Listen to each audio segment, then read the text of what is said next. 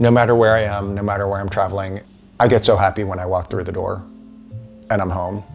And that's the mark, I think, of great design. Great design should make you want to be there.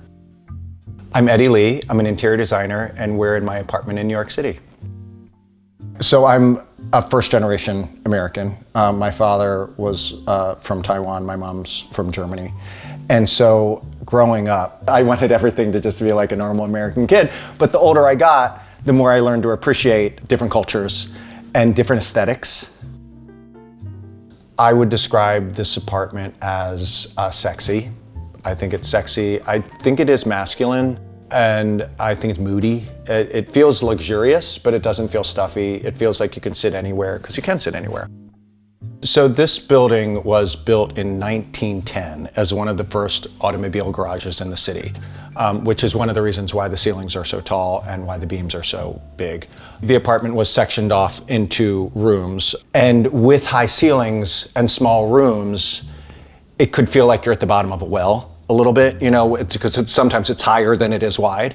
So that's why I wanted to expand the space and just make it visually so you could see clear through from the windows to the kitchen.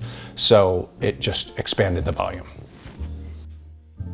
Because it is New York City and because everyone is limited on space, I designed the apartment in such a way that everything can be flexible. Like, for instance, my dining area is open to the living room, so it's a game table when I have friends over and play games. It's a dining table, it's a desk when I'm working from home. In the living room, I have nothing against TVs. Again, it's a small apartment. I don't want to stare at a TV when I have all this art. So I hung art over the fireplace, and I have a projector screen drop down. I also did a sitting room that is pretty small, but it's just big enough for a twin bed for a guest to stay for 2 or 3 days, and just small enough that they aren't comfortable to stay much longer than 3 days.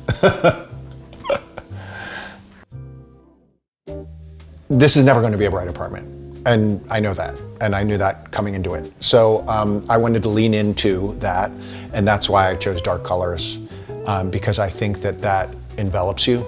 I'm not a fan of painting a dark room white, as opposed to leaning into the mood. Because there's light and there's mood. And light creates a mood. And lack of light creates a mood.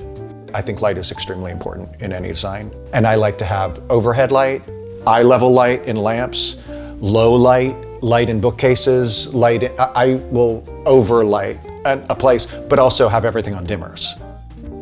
I'd say one of the best pieces of design advice that I was given in my career is, in many ways, trust your gut, trust yourself, and trust what appeals to you. And how I use that here is, my apartment is extremely, I kind of hate using that word eclectic, but it's very maximalist.